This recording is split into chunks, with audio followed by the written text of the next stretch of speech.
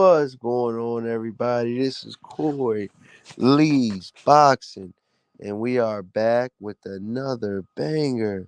So please smash that like button, you guys, and subscribe.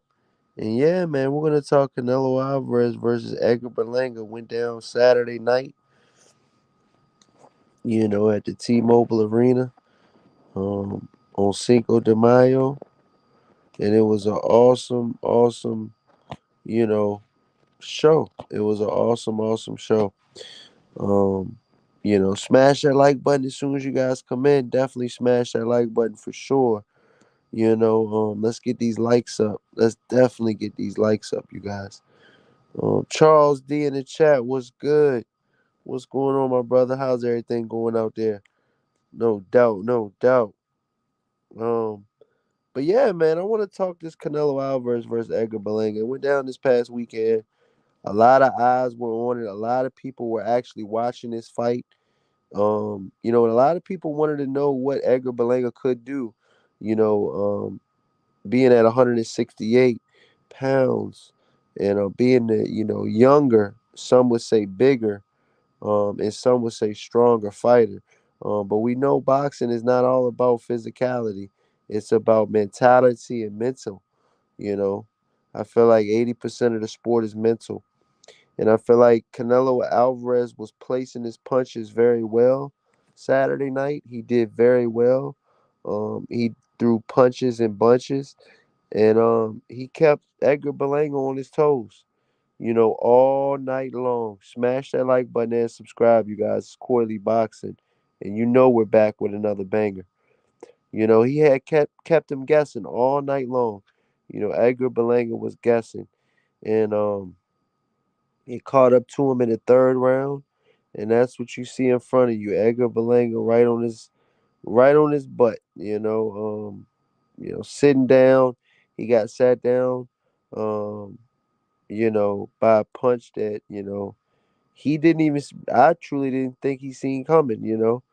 Um, and he banged his gloves together after he got knocked down as if to say, you know, you got me good, but I'm not hurt. Eddie Hearn says he wasn't hurt, but Eddie Hearn says a lot of his fighters aren't hurt. If he wasn't hurt, I don't believe he would have went down.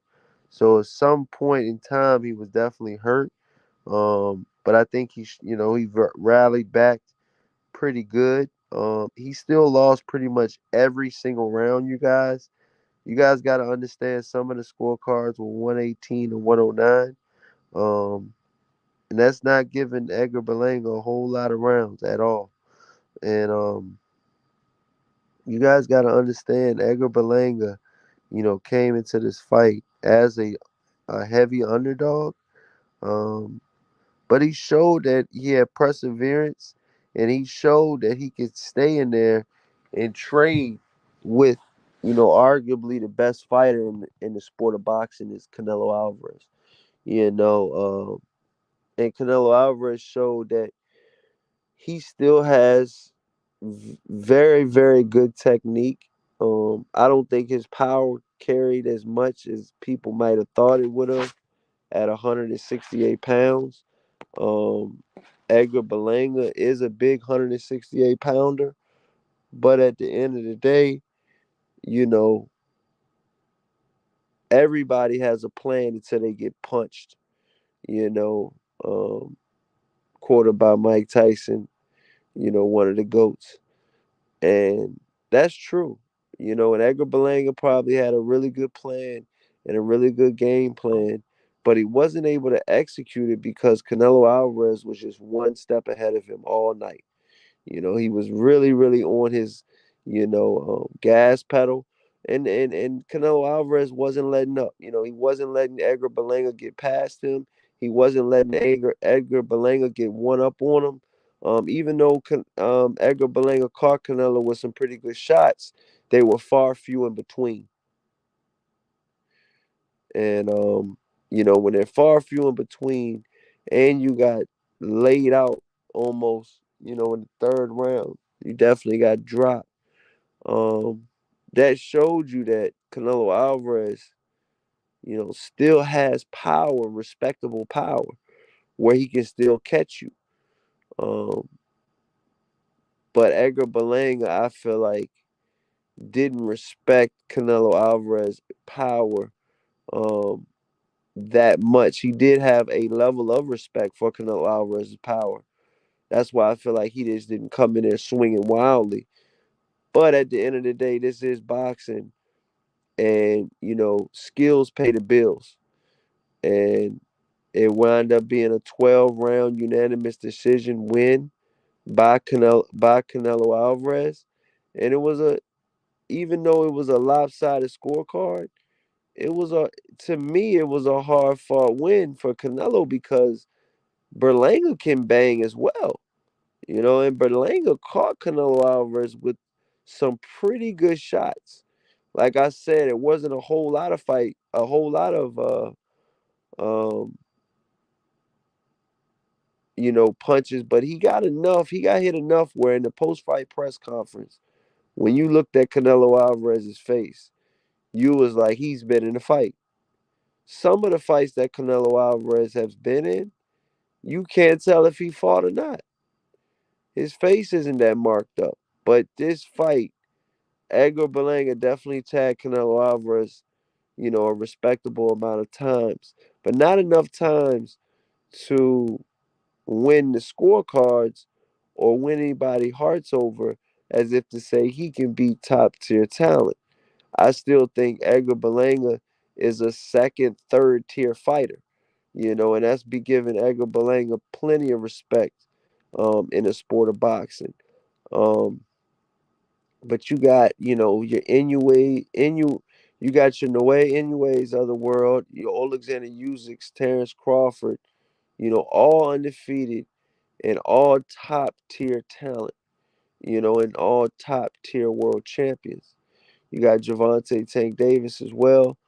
And these are guys that don't solely rely on their power, um, like a Edgar Berlanga.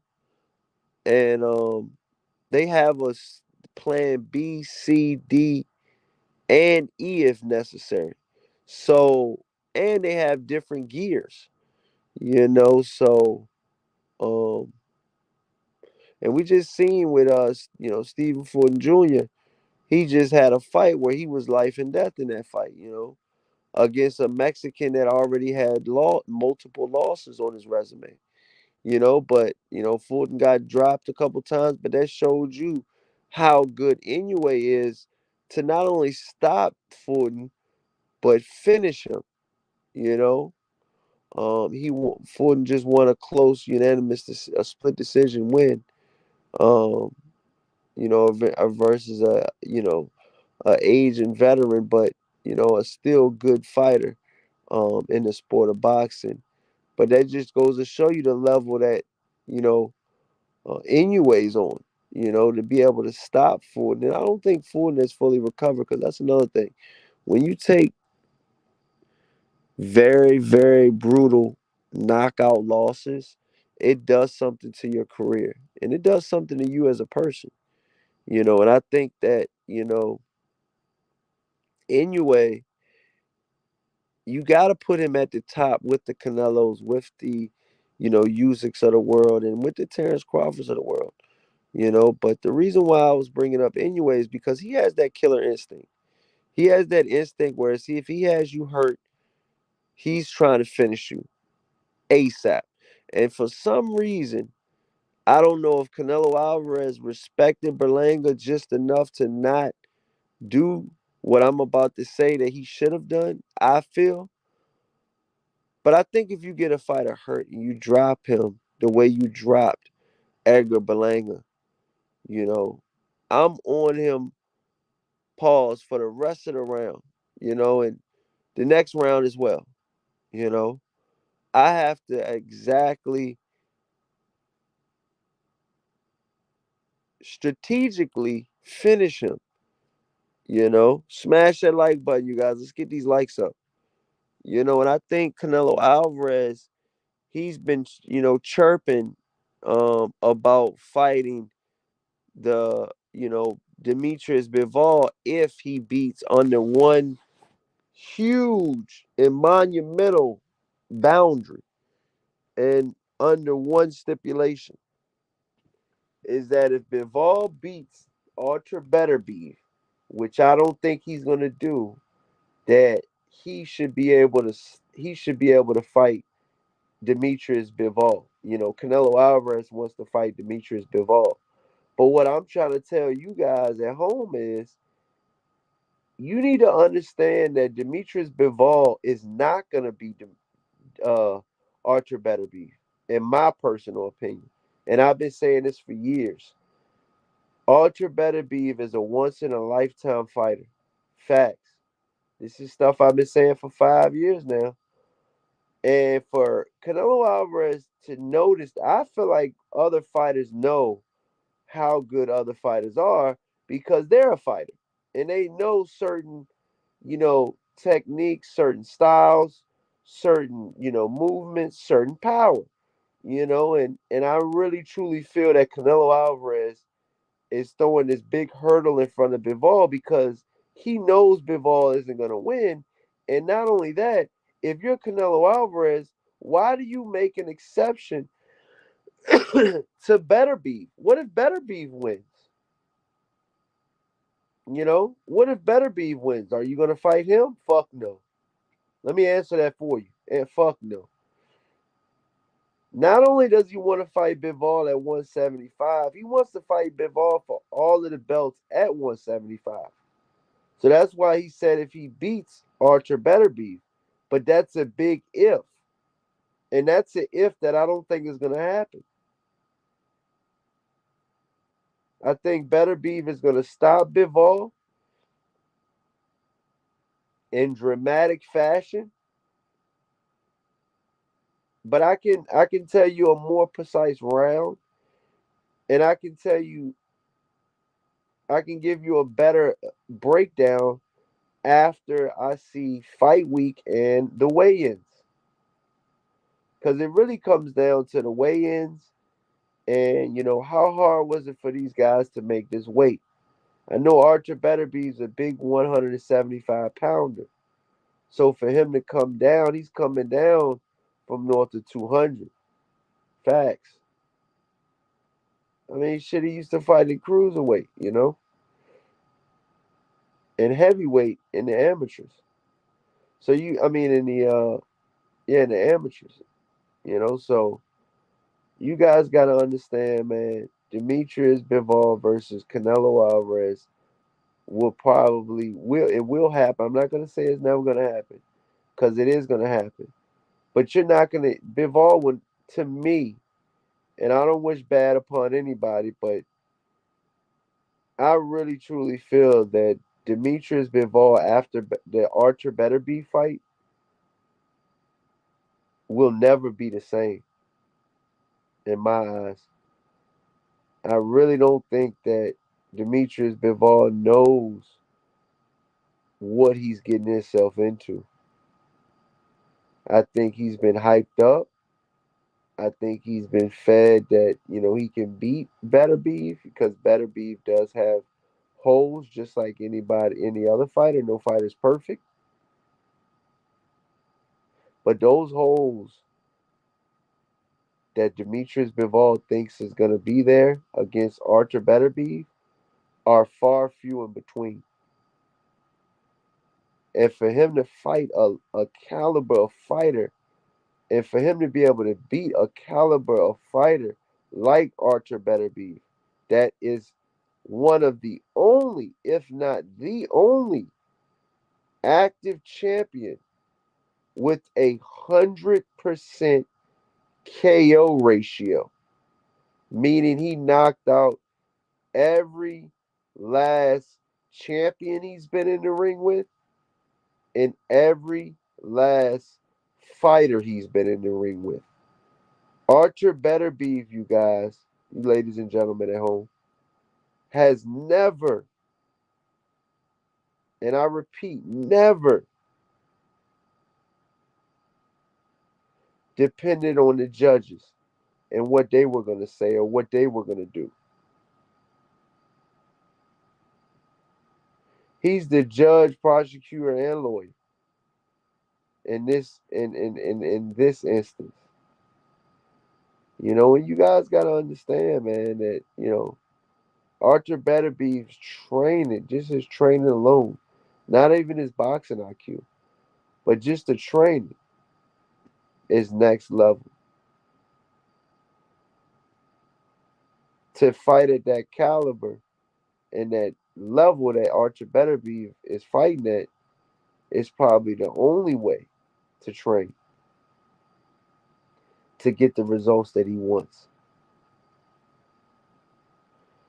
Because I seen some of his workouts and I was like, wow, and I think it's a cheat code that he can make 175. Because I think Archer better be could stop some heavyweights out here and put a bad beating on them. But yeah, man, I would like to know what you guys think about this because, like I said, it's been an awesome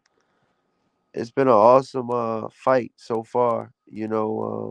Fights that we've seen so far with Canelo Alvarez, with Artur Beterbiev, with Demetrius Bivol.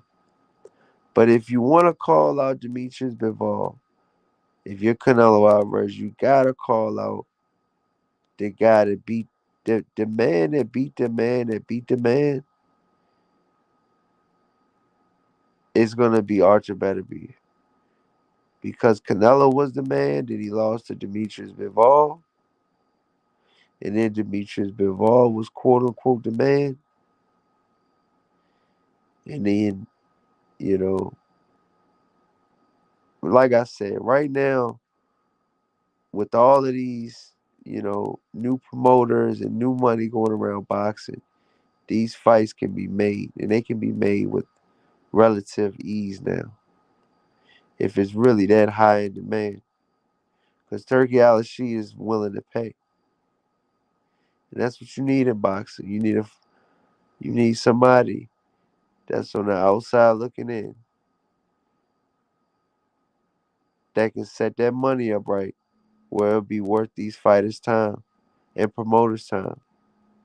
And I've never seen, Frank Warren and Eddie Hearn get along like that. So it was eye opening. But Turkey Al-Shi did that, you know. But let me know what you guys think in the comment section. Please smash that like button, you guys, and subscribe. And I'm gonna give me some rest tonight, man. You guys have a blessed night. All right. Thank you.